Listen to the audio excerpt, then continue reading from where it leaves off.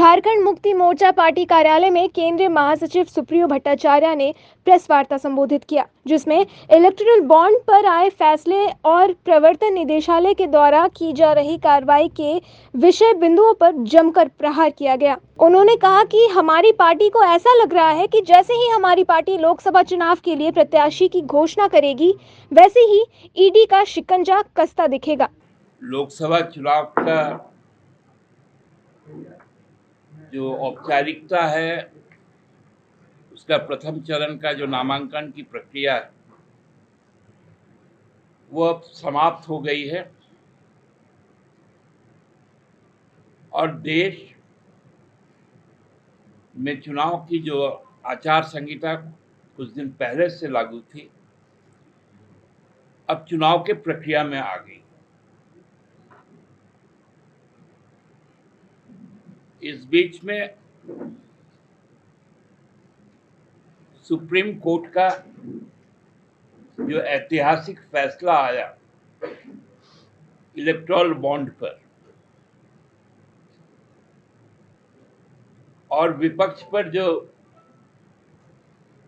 ED के छापे पड़े कार्रवाई हुई, नेताओं को जेल के अंदर किया गया, चुनाव में हार का डर इस प्रकार का है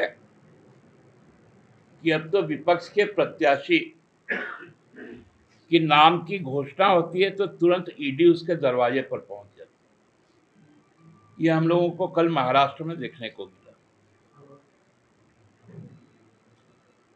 बहुत सारे साथी पूछेंगे आप लोग कब प्रत्याशी की घोषणा करेंगे, तो इसलिए मैं आगाम कह दे रहा हूं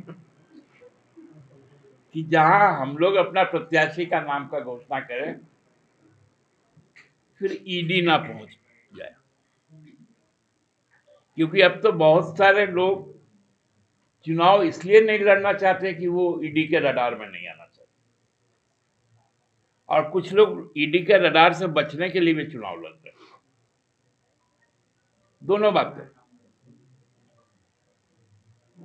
लेकिन जो सबसे बड़ी खबर है,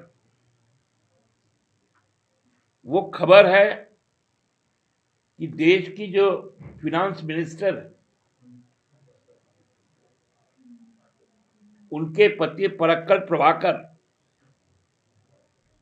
जो देश के 10 सर्वश्रेष्ठ और प्रसिद्ध अर्थशास्त्री हैं,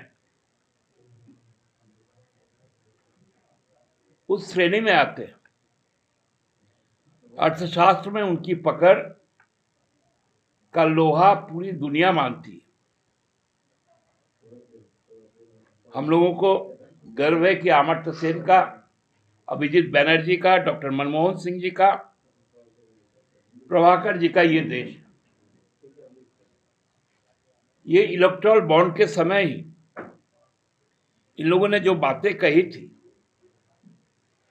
कि दुनिया का सबसे बड़ा स्कैम होने जा रहा है, वो बातें अब सही साबित होने लगी। हम लोगों ने देखा था छत्तीसगढ़ के चुनाव में महादेव ऐप के नाम पर चुनाव लड़ा गया। अभी दिल्ली में कथित शराब घोटाले के स्कैम आए, जो अब सामने आ रहा है कि जो स्कैम में जो मुख्य किरदार है, जो सरकारी गवाह भी, वो पहला इलेक्टोरल बॉन्ड खरीदकर टीडीपी को देता है, जो भाजपा के सहयोगी है।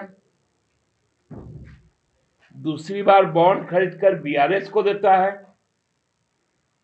और जब शराब कांड को रचा जाता है और एक लोकतांत्रिक सरकार और पार्टी को समाप्त करने के लिए उसको हथियार के तौर पे लेती है, तब वो 55 करोड़ रुपए भाजपा को देती है।